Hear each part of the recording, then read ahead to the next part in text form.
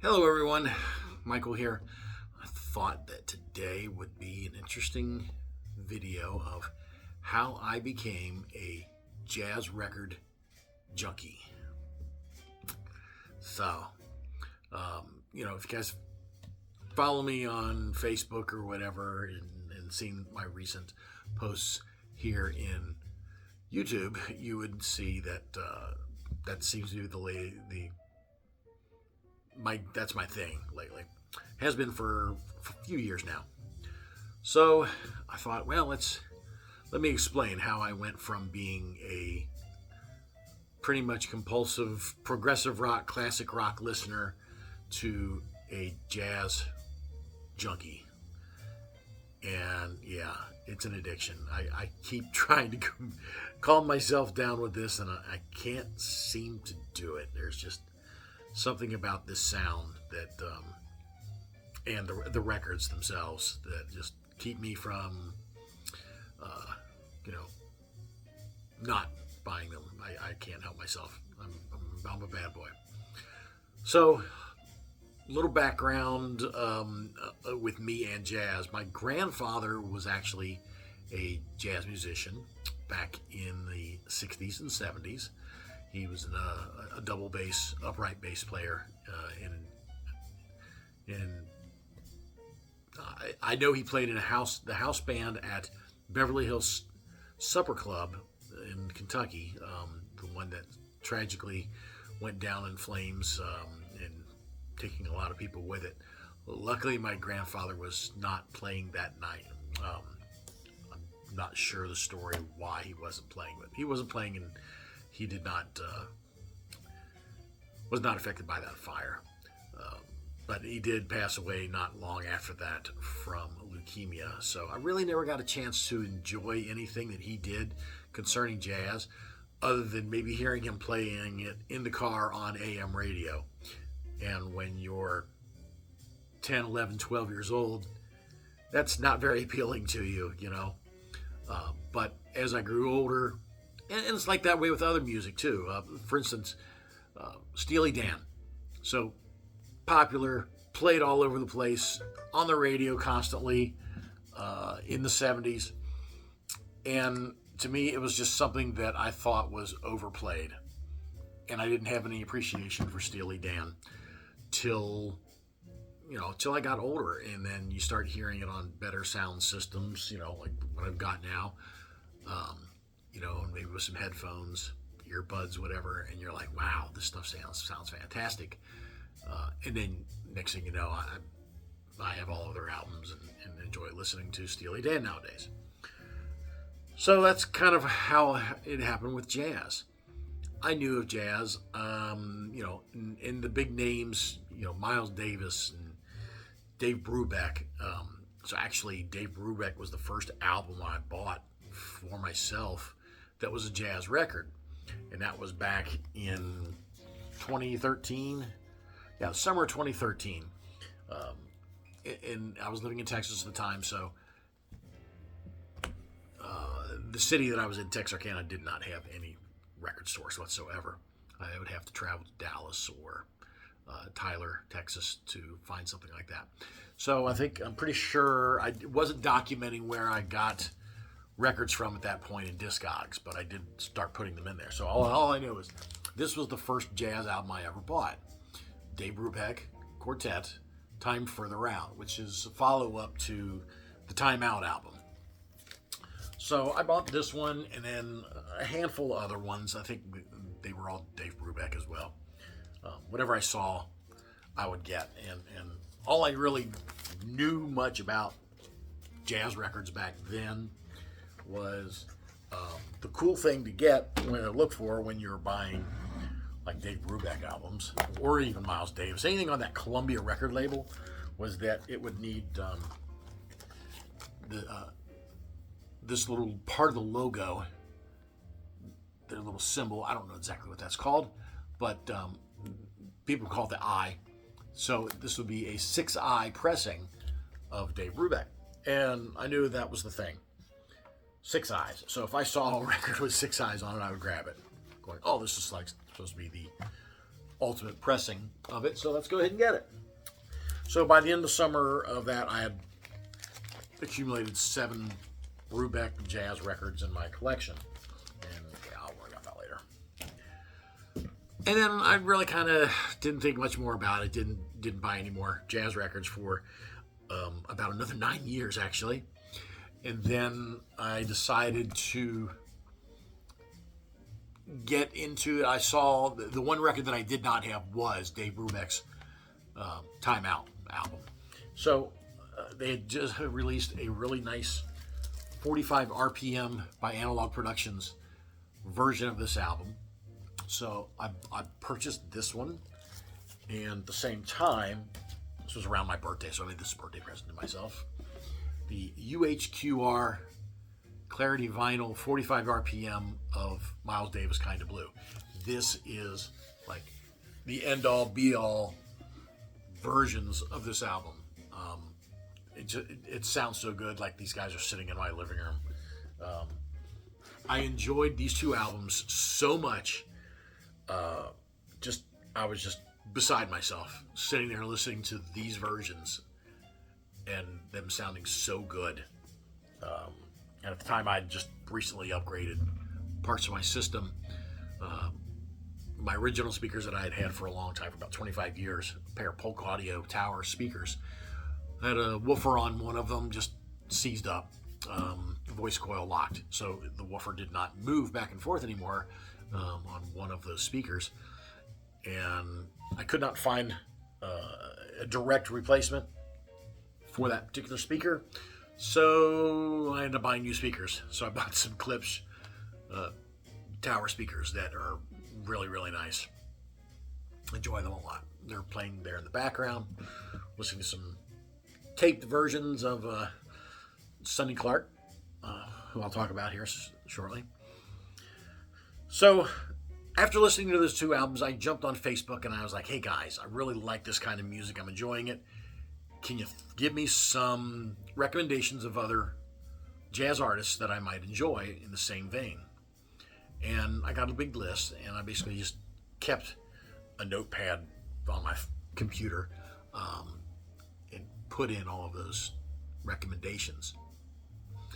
And then joined some jazz groups on Facebook, which probably is one of the reasons for a lot of my obsessions, because I would see what people have and be like, oh, that sounds good. I got to have one of those. So that influences a lot of my buying, and I probably shouldn't do that, but I do. So fast forward to that point. I go out to one of my local record stores here, one of my favorites, to buy new Blue Note pressings and Prestige Original Jazz Classic Series, whatever.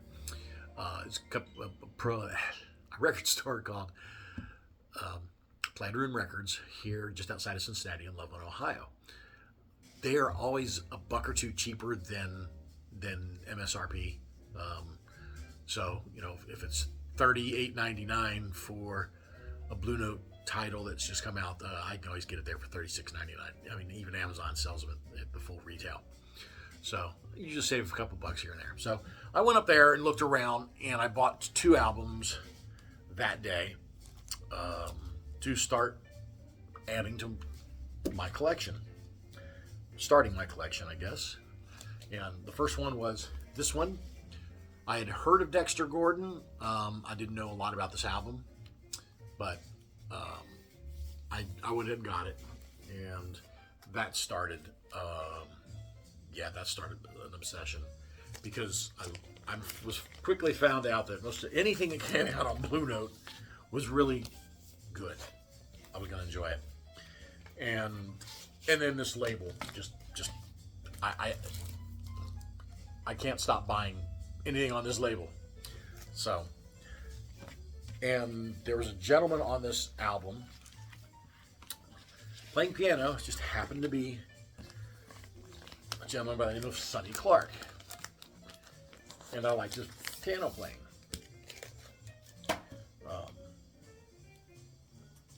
So that name stuck in my mind. The other album I got that day was this classic, John Coltrane's A Love Supreme. And, I mean, it's a classic. You know, this is the great thing about records. You don't get that on a CD. You don't get that on Spotify. You get your lyrics, you get some information. You know, this has really become a big part of the cool thing about jazz records for me is liner notes. It's a story within the music, you know, telling you all about it. The same thing, you know, here. You know, it'll tell me about Dexter Gordon, the supporting players, about the songs, where they originated from. Was it originally written by the artist, or is it their take on a classic? So that's always fun when you buy jazz records to have that kind of information there. It just really brings you into the music and the artist as well. So at that point, I got those, and I kind of got busy with things. I'm not sure why, but I really didn't buy a lot for about the next 6 months or so. And then I stopped into a record store locally here and grabbed 4 more titles by Sonny Rollins, George Duke, Kenny Burrell, and Cannonball Adderley.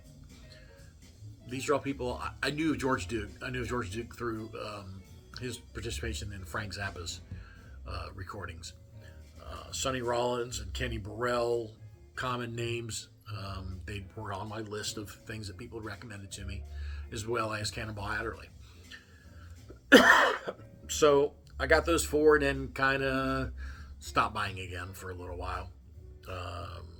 Got busy with things, job change, and so on. So then at the end of December of 2024, all of a sudden I discover these year-end sales by You Discover and Sound of Vinyl, where they were 50% off, half off. I'm like, okay, here's a chance for me to get a handful of items. You know, Merry Christmas to me, haha. And I ended up buying like 20 albums at half price. And so that started to fill in. And a lot of these were things that were listed on the recommendations that I'd gotten. And pretty much all of them were Blue Note titles. And some Tone Poets. At that point, I discovered the Tone Poet recordings, and you know the way they have the fold out gatefold with the photos inside of it, which just really captivated me. So at that point, I'm now buying records regularly. I pick up a lot of used records through a record store that's close to me. It's about a mile and a half away from me, a little place called Feel It Records, and he had a whole lot of stuff that was coming in used. Yeah, he had a regular clientele. It was an elderly lady whose husband had passed away, and she was slowly selling off all his records. We just refer to her as Jazz Lady. So I'd come in almost every other day, if not every day. Hey, what'd you get from Jazz Lady? And I would see what came out, and I'd end up picking things up. And so that started to build my title or my collection even more. And then in June of last year, in the summer, I discovered getting records out of Japan. And I'd already had a couple. Some of them I bought locally here, but I did buy one, and it was because it was going back to Sonny Clark. I heard Sonny Clark on Spotify, so I can't take my records in the car with me, but so I'm discovering more artists and more songs and albums by listening to Blue Note has a channel, Prestige has a channel inside of Spotify, and then it would put together a thing for me called The Daily Mix. Excuse me. And it would throw out records, and I would jot down or mark as a favorite songs that I really enjoyed. And one of them that came up that I really enjoyed was a Sonny Clark album called Blues in the Night. and I kept an eye out for it in my, all my local record stores. Never would see it. So I looked into that album and came to find that it was only originally released in Japan. It was a Japanese-made album. So it was the recording session was from back in 58, whatever. And this is the album actually that's playing right now here on my reel-to-reel. I think it was 58, 59. It was recorded, and for some reason Blue Note chose to not release it, and they tucked the recording away, or what they call shelved it. So going back forward to 1979, Japan released it. Here it is, complete with the OBI strip, the OB strip. So I purchased that, and that I was hooked. I'm like, I want everything that has to do with Sonny Clark. So I started obtaining all of his albums as a leader, and then I found that there's like, he played on so many other recordings, and I was like, okay. And I went on a mission to obtain every album that Sonny Clark was on the Blue Note labels. So a lot of those albums were only available in Japan. So I'm looking at these albums online, and I come to find that the auctions, there's two places that I was buying from. I still buy from almost every week. A seller, it's a record shop in a section of Tokyo, Japan called Shibuya, and it's Face Records. It was the first one I started buying from, and then I started buying from another one called Ella Records. Well, last summer, for some reason, their auctions would end on a Saturday morning in Eastern Time Zone, where I'm at, here in Cincinnati. It would be about between 10 and 11 a.m. And I'm throwing bids out there on these records, and they're starting them off at $3.99. And I would find that nobody else is bidding on these things. And I'm winning these records for $3.99 or a little bit above. Everything I'm getting is like under $10 practically. And then they ship overnight. Well, they don't ship. They ship via DHL or FedEx International. So if I bought a record on Sunday or on Saturday morning, pay for it, they'd ship it out on Monday. I would have them here by Tuesday. It was not practically overnight shipping. I'm like, Postal Service can't even do that. They can't get me a record that's been delivered by U.S. Media Mail from the main sorting station down about 4 miles from me here. It'll take them 4 or 5 days to get it to my mailbox, which is crazy. That's another rant, another day. So I started just snatching records left and right and really filling a bulk of my collection out of Japan. And then they started moving those times of when they were ending these auctions. Right now, they're on Saturday and Sunday evenings around 11 p.m. So they've swapped it like 12 hours. So I don't know if the summertime rolls around, they'll go back to the other time. But there's more people bidding on them at night than there are during the day. So when those day auctions come around, it's like you're not fighting anybody for them. And they put $3.99 on a record, and I'm getting them for $3.99. So that filled in a lot of it. Well, in the meanwhile, I'm still trying to fill my Sonny Clark collection, and I started doing that in February 24. Is when I got Blues in the Night, and I think by November, I've got them written down here. It's pretty bad. I gotta write myself notes. By November, I decided that I'd wanted to get them all, and in December of last year, I finally got the last one, and it was the hardest one to find because I was kind of picky about it. I wanted an actual Blue Note. This album was only released in Japan, though there had been a European company. I don't remember which one. Dole Records, Wax Time, Jazz Time, one of those gray market companies that they'll release the album. They may use the original artwork. They may use new artwork, but they're not the actual Blue Note pressings. And accidentally bought some, and although they sound like crap, don't fall for it. Even though they're cheaper, even though they're readily available, they're horrible. Don't get them. Very noisy. Quality's but not very good. So I finally nailed the last one that I was looking for, and that was a Grant Green album called Oleo. And this is another one that's not been released anywhere but in Japan. So I did finally nab this one and completed my Sonny Clark collection. So that came out to, currently I have 62 albums that are Sonny Clark, including, once I got all of the individual records, I really had a fondness for this one. Sonny Clark's Cool Struttin'. And there's so many versions of it, not necessarily like versions that are different sound as far as the content. They're all the same, but there's mono and then there's stereo. But there's US pressings, there's Japanese pressings, and the Japanese pressings, they've made so many. And then there's 45 RPM, audiophile pressings and different labels redoing them.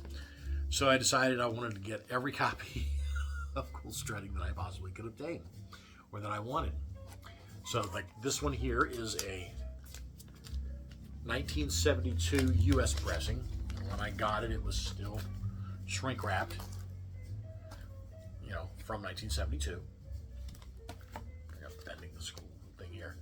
So, I mean, this is such a cool album cover. Ruth Mason's legs, or Ruth Lyon, the owner of Blue Notes Records, one of the owners, Alfred Lyon. It was his wife. I'm not sure how it came about that she was strolling down the street and they took this picture, but that's what they did. She's also on a cover of 2 other albums that are on Blue Notes. The Three Sounds Moods, which I had to buy, of course. And then Ike Quebec's, I can never remember the exact title, Soul Bossa Nova, something like that, which is actually hard to get. It costs a lot because there wasn't made very many of those. But it's being released later this year on, I believe it's a Tone Poet release. So, in November. So, I gotta wait a little bit to get it. But, so yeah, I now have, what did I say, 20, 21, 19 Cool Struttins. I've got another one on the way right now, a sealed copy from 1966. Because I didn't have any 1966 stereo pressings. I still need a 1966 mono pressing. So that'll be another video I'll do when I get to where I want to be on Cool Struttin' and show all the variations of it that I've got. So, yeah.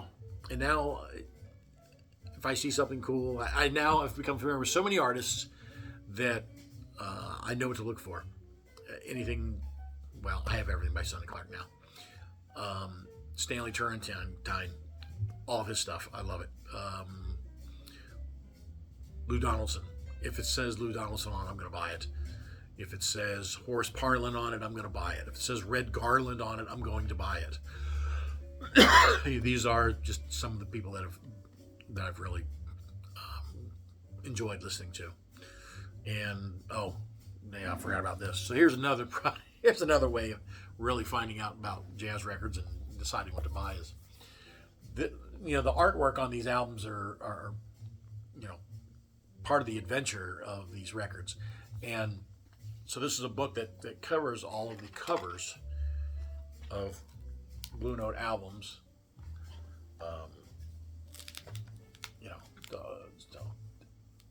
And a lot of them sometimes will have stories about the records themselves or the session, or they've got at least some kind of a note on there. In there.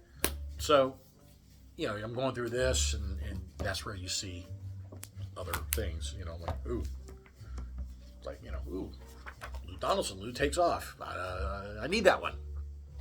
Now I go get it. Also comes in handy when I want to listen to something, and I want to just randomly. I have so many of these now that I can literally just open this book to any page and go, oh, okay, that's what I'm going to listen to. I'm going to listen to Art Blakey, Live at Night at Birdland, which I have 2 of those 3. need volume 3. And I'll play them out of that. So there it is, kind of in a nutshell. Yes. They say the first step to recovery is admitting you have a problem. I'm not sure I really want to recover. I'll get to a point where there's not a whole lot left for me to buy other than something that comes out on a Tone Poet release with the insert. Because there are some that I have original copies or Japanese. I have a lot of these Japanese that are now finally being re-released, reissued by Blue Note. Hank Mobley's Dippin' is one of them.